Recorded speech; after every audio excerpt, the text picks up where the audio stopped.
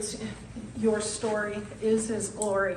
Each of your story is his glory. Yes. Especially when our story contains even if. Yes. Even if, right? So yeah, it's Mental Health Awareness Month. So how do we connect emotional and mental health with the Bible? Well, it's really easy, right? You look at all the stories. You look at David. You look at Job. You look at Elijah. You look at Jonah. Those stories are filled with grief, despair, loneliness, sadness, depression. And for some of us, we can identify with those so much. For some of us, it's a season. And for some of us, it is a lifetime. Either way, we need Jesus. Amen. I made a choice in my practice to not use insurance or to bill insurance. And the reason why I did, I've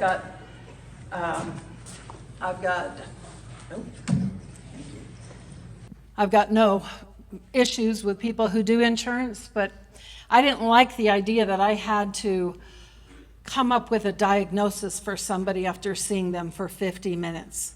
You come into my office, you have lived life for 45 years, and I'm supposed to, in 50 minutes, give you something that says this is your diagnosis? It didn't make sense to me, because I know who is the ultimate physician, right? So I understand that having a private practice where it's a cash pay practice, I understand that I have a privileged practice. But I want you to understand my privileged practice pays for all of the things that I get to do in the community, and I am very thankful for that.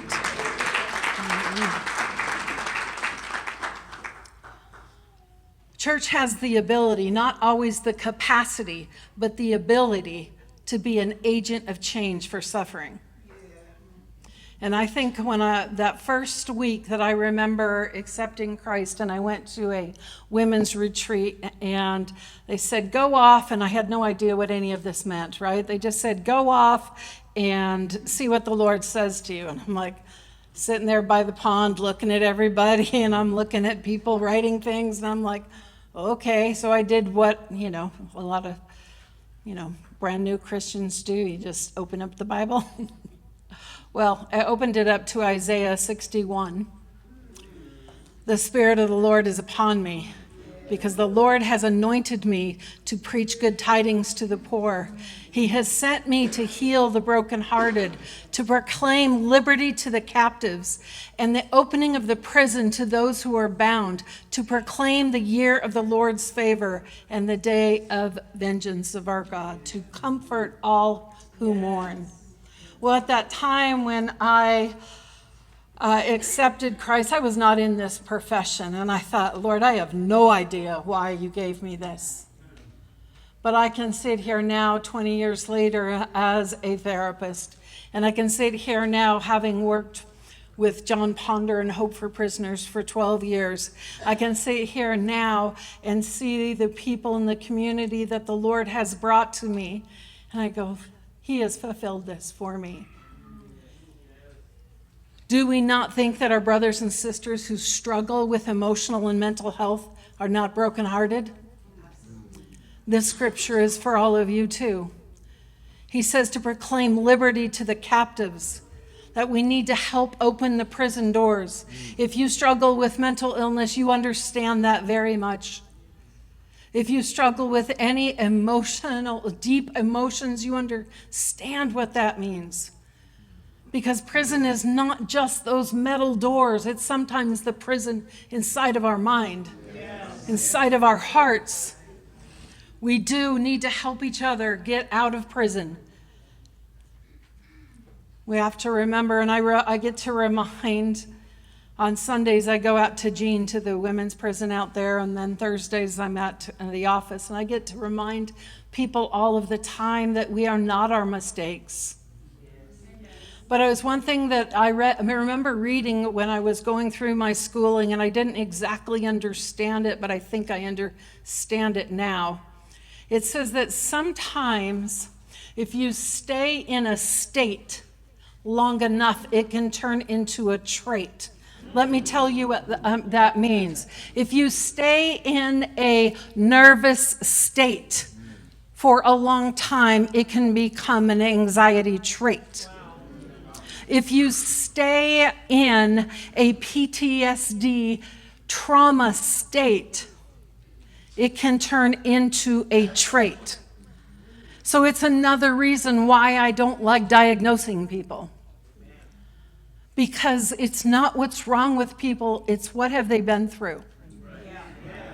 And don't get me wrong, I understand that there is some mental illness that starts in the brain and it goes, but I look at so many people's mental illness and realize that it is because of what they have gone through. Because of what they have gone through, and people have refused to believe them. Because what they have gone through and people have refused to see it, to acknowledge it, to heal it, to change it. So I'm going to tell you a story from the Bible today. And I am not a pastor, I am not a teacher, so I want you to understand I do not mean any disrespect when I do this, but I'm going to tell you how I interpret this story from a therapist perspective, okay? I'll come back to this. I don't know, is that? Oh yeah, I'll come back to that in a little bit. Oops, I got to figure out how to do this. Okay, it's from 2 Kings chapter 5, and I also want to say that we're probably going to go a little late today till about 8:30, so I'm just preparing you now. Take the deep breath. Okay.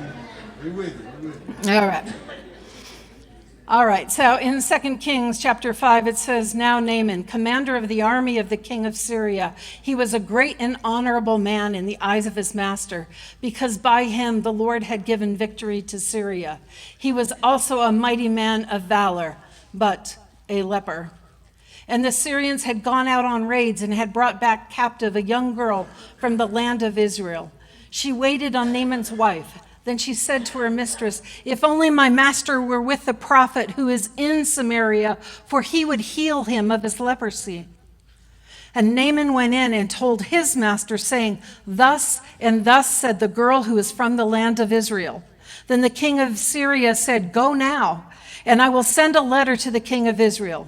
So he departed, and he took with him 10 talents of silver, 6,000 shekels of gold, and 10 changes of clothing.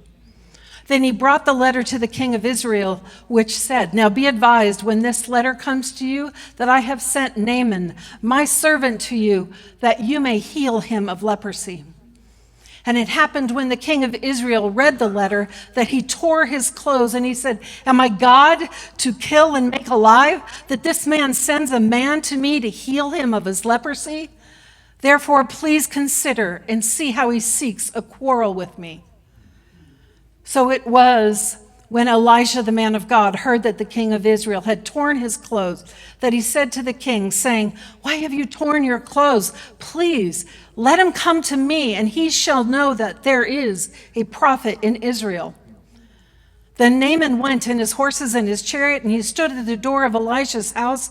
And Elijah sent a messenger to him, saying, 'Go and wash in the Jordan 7 times, and your flesh shall be restored to you, and you shall be clean.' But Naaman became furious, and he went away, and he said, 'Indeed, I said to myself, he will surely come out to me and stand and call on the name of the Lord his God and wave his hand over the place and heal the leprosy. Are not the Abana and the far rivers of Damascus better than all the waters of Israel? Could I not wash in them and be clean?' So he turned and he went away in a rage. And his servants came near and spoke to him and said, 'My father, if the prophet had told you to do something great, would you not have done it? How much more then when he says to you, wash and be clean?'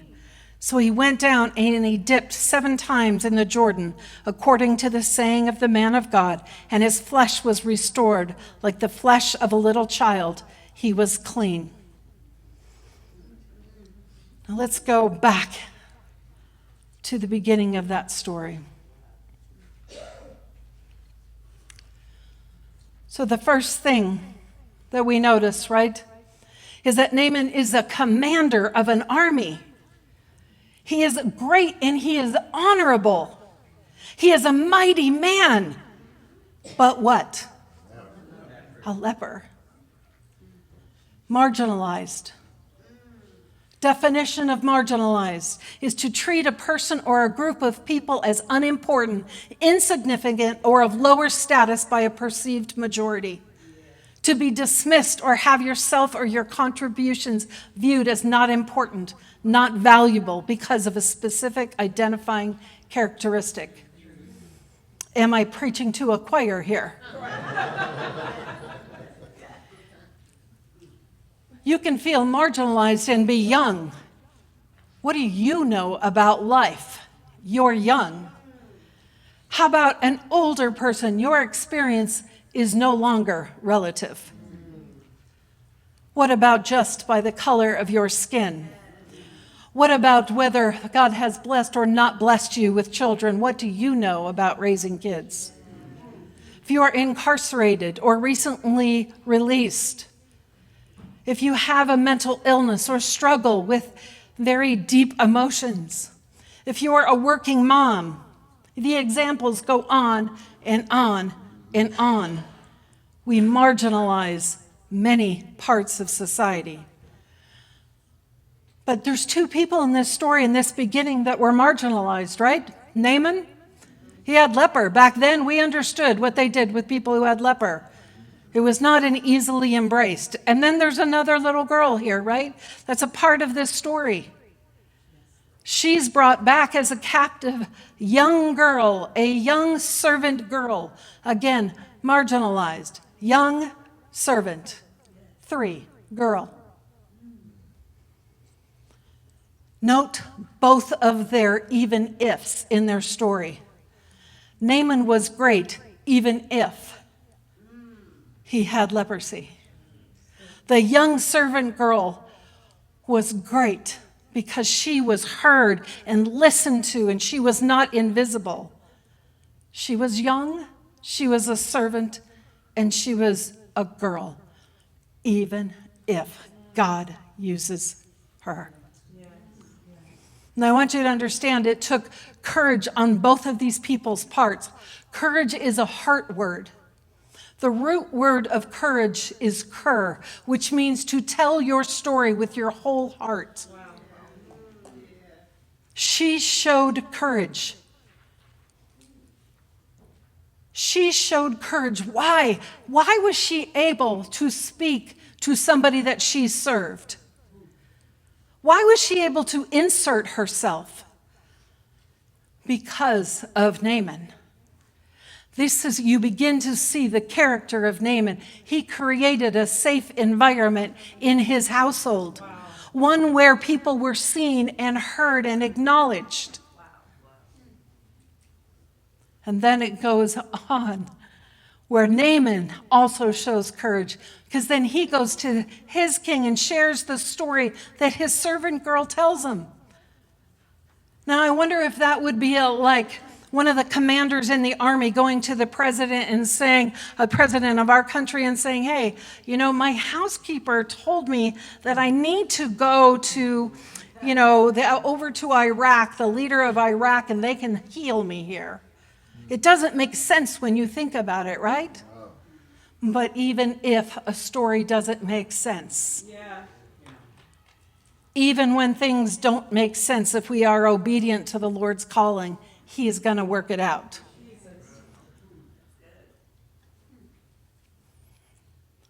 Now we go a little bit more in the story, and we go to the part where Naaman brings the letter to the king. And what does the king do? It says that he rips his garments, and we understand then that was a sign of mourning, right? If he's angry, why is he angry? If he's mourning, why is he mourning? Why? Did he feel like he was being set up? Is this something that he was so used to that that was his first response? Did the king overreact? What causes us to overreact without thinking things through?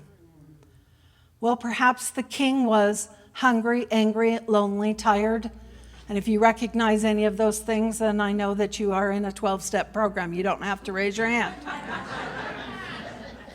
But that's taught in 12-step. Halt.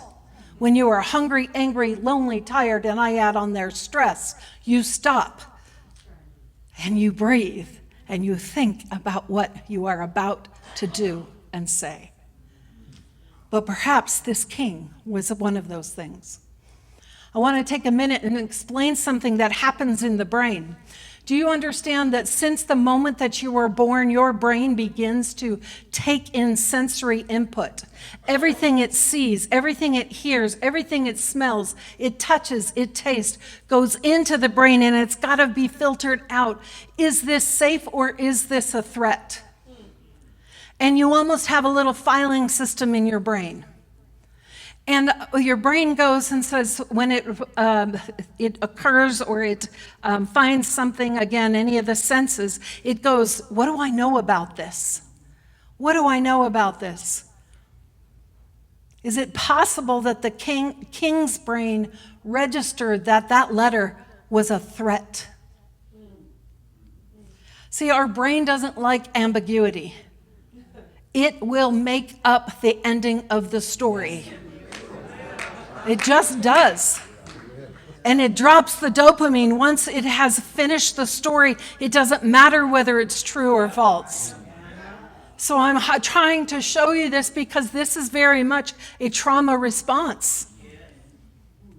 It searches for a beginning, a middle, and again, an end. When we get triggered and when we recognize we are having a reaction, it would be so helpful for us to take the deep breaths that Monica talked about, to be curious, to ask ourselves questions and then ask others questions. Am I mad? Am I really mad? Why am I mad? What is this about this letter that is making me mad? Perhaps if the king had taken Monica's advice and taken some deep breaths, maybe the king would have been able to say to Naaman, can you tell me more about this letter? Does your king really expect me to heal you? We can be curious and we can ask questions when we take that moment.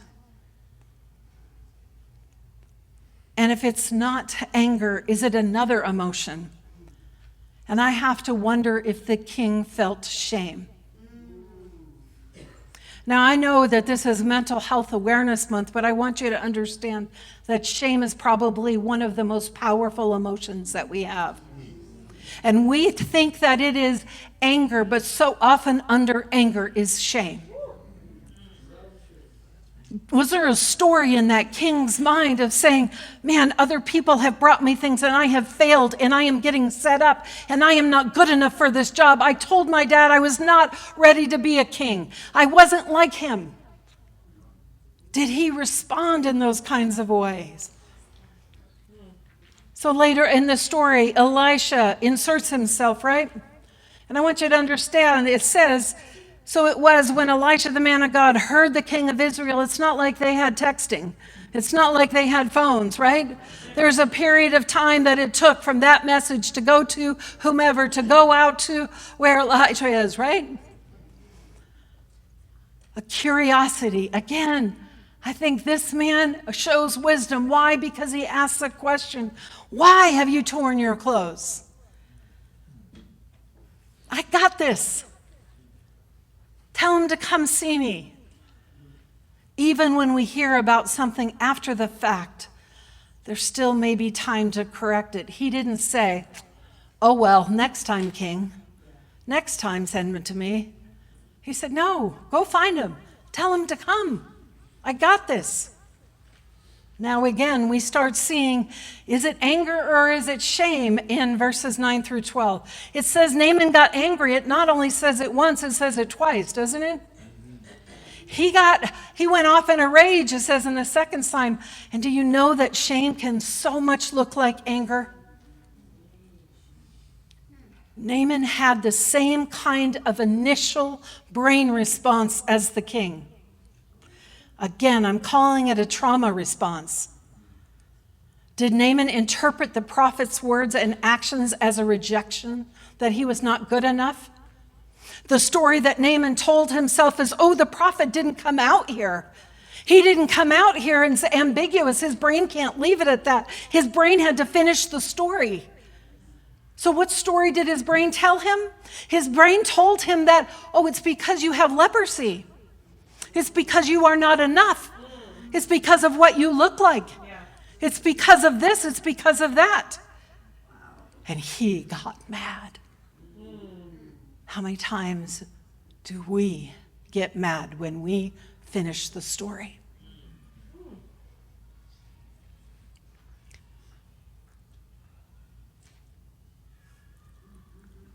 I also go, is that response, that fight, flight, freeze, or fawn?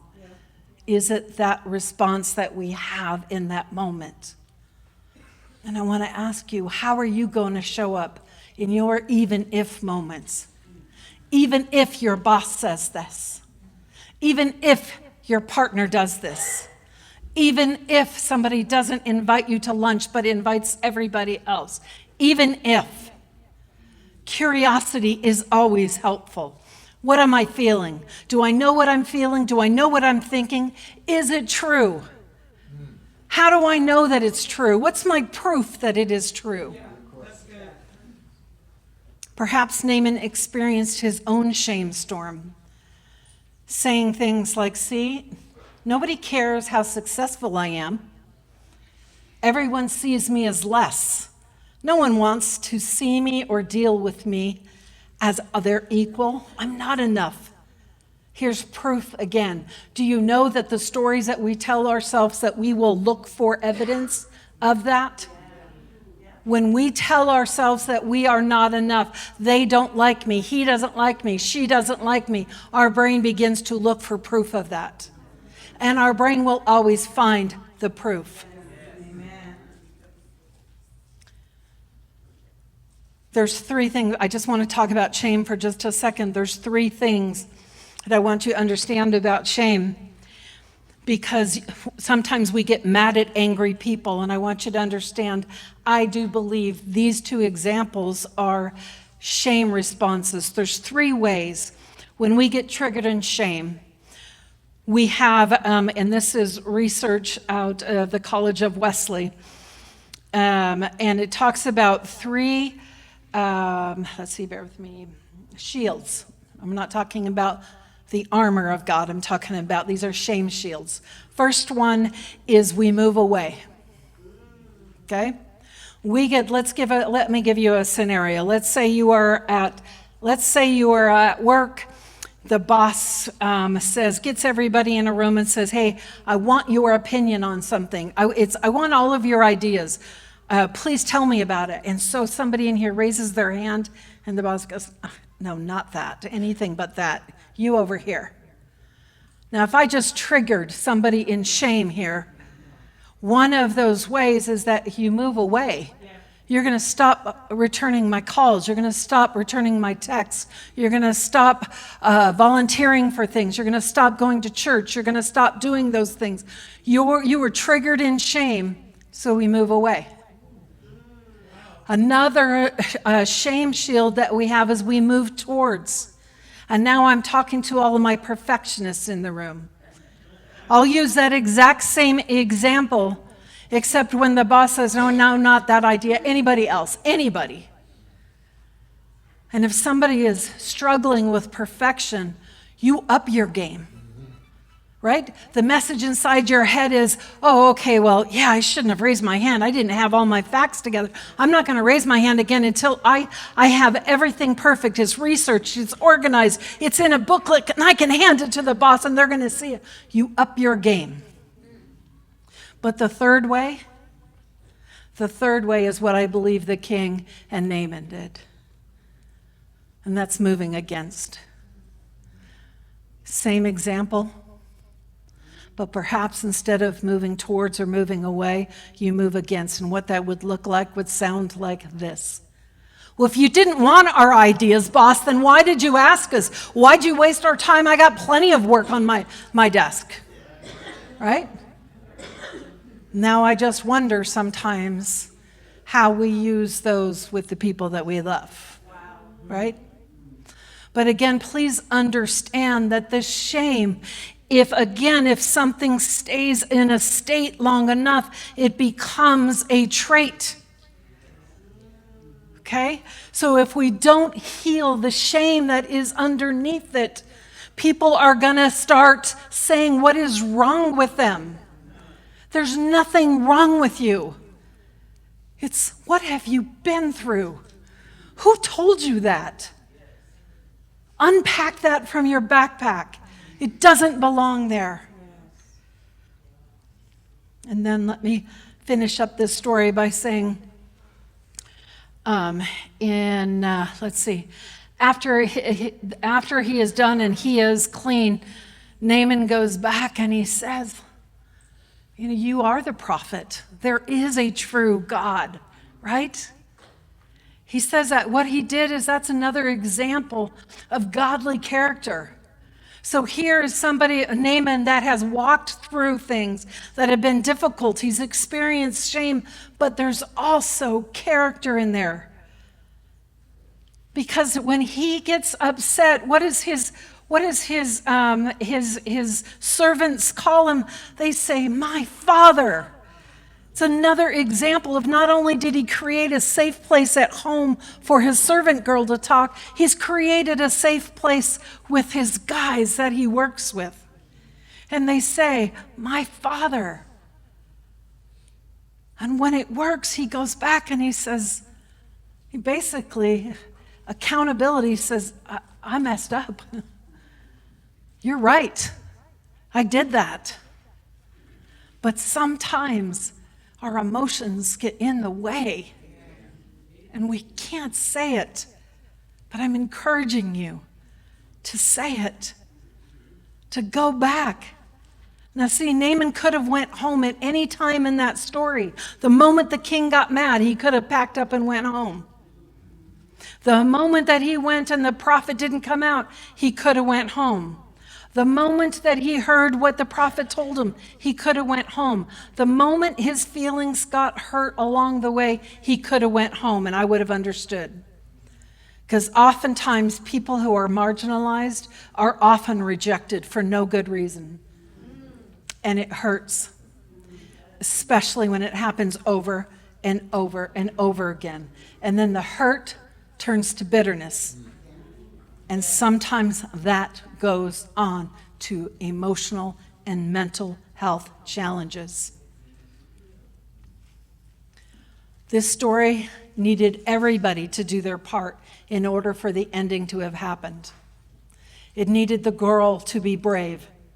It needed Naaman to have created this safe place. It needed him to be courageous enough to talk to the king. It needed people to see, I see you struggling. Here's an idea. I see you struggling. Here's a resource. I see you struggling. I'm here. Come talk to me. I can help you. I see you struggling. Father, brother, sister, I got you. We can walk through this together. When we struggle with emotional or mental illness, we tend to think that we are alone. And we are not. There's a village here in this room. Remember, when you are quick to offer to help others, please know it takes as much courage, sometimes even more, to ask for help yourself. Right? Yes, it's true. Yeah. When we help somebody, it heals us. When we get curious, we can get to truth much faster. When we mess up, we circle back. We unpack the backpack too many people have packed for us. It's too heavy to carry all the mistakes, the garbage, the generational hurts. Trust God even if. So my question is, I don't know how you guys are going to do your break-offs, but for me it is, what is your even if story? Is there anybody that you walk alongside? Is there anybody that you need to ask for help, or you need to go to them and see if they need help? How do you create a safe place in your home, in your workplace? How open are you to receive truth? What if it even comes from an unlikely source? And even if you are not in a position of authority, do you still speak life and truth to those around you? Thank you guys very much.